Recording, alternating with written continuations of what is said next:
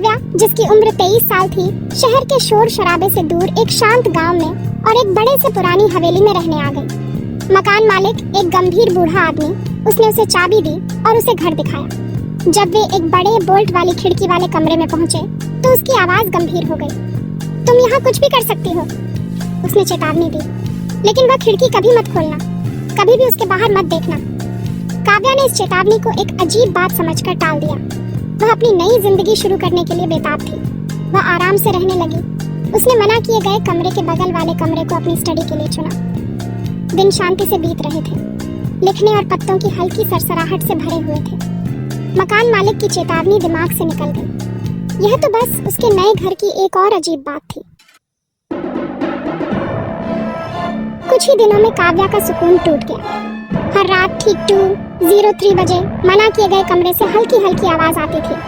Tap tap tap, हमेशा एक ही समय पर, हमेशा एक ही जगह। जल्द ही टैपिंग के साथ एक फुसफुसाहट भी शामिल हो गई। एक दुख भरी डरावनी आह जो उसकी दरवाजे के नीचे से आती हुई लगती थी। नींद गायब हो गई, उसकी जगह डर और थकान ने ले ली। दिन में वह खुद को समझाने की कोशिश करती थी, पुराने घरों से आवाजें आती हैं, ये तो बस हवा है। लेकिन घंटे की सटीकता उसे परेशान करती थी। मना किया गया कमरा एक जुनून बन गया। उसका रहस्य हर रात गहरा होता जा रहा था। काव्या का ठिकाना डर का पिंजरा बन गया था। एक बिना नींद वाली रात, डर और जिज्ञासा से भरी काव्या 2:03 बजे मना किए गए कमरे के पास पहुंची। उसने खिड़की का बोल्ट खोला। दिल तेजी से धड़क रहा था। अगर आप भी बड़े होकर अपने मम्मी पापा के लिए ऐसा ही आलीशान घर बनाना चाहते हैं तो चैनल को सब्सक्राइब और वीडियो को लाइक कीजिए। और बाहर झांका। चांदनी में उसने एक सफेद कपड़े पहने लड़की को बरगद के पेड़ से लटका हुआ देखा। बेजान बाल उसके चेहरे को ढके हुए थे।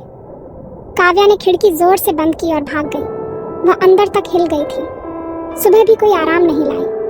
उसकी मेज पर उसकी पर्सनल नोटबुक खुली पड़ी थी। एक संदेश अनजान लिखावट में लिखा हुआ था। तुमने मुझे देखा, अब मैं तुम्हें देखूंगी। भूत अब बाहर नहीं था, वह उसके घर के अंदर था, उसकी जिंदगी के अंदर। काव्या का डर और गहरा हो गया। वह अब अकेली नहीं थी। घर का रहस्य जाग गया था और उसने उसे देख लिया था। भागने के लिए सामान पैक करते हुए काव्या को अलमारी में एक छिपी हुई डायरी मिली। ये रिया की थी, एक लड़की जो 25 साल पहले वहां रहती थी।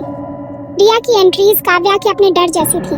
रातों की फुसफुसाहट, खिड़की की पुकार, वही 2:03 बजे का टॉर्चर।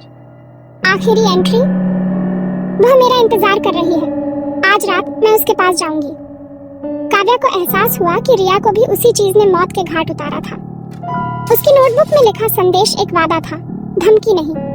शाम ढलने लगी, परछाइयां लंबी होने लगी। जैसे ही काव्या को सच्चाई समझ में आई, वह फंस गई थी घर की डरावनी कहानी का अगला अध्याय। घड़ी 2:03 बजे की ओर बढ़ रही थी। अतीत और वर्तमान धुंधले हो गए। काव्या अब सिर्फ एक मेहमान नहीं थी, वह उस डरावने घर का सबसे नया रहस्य थी।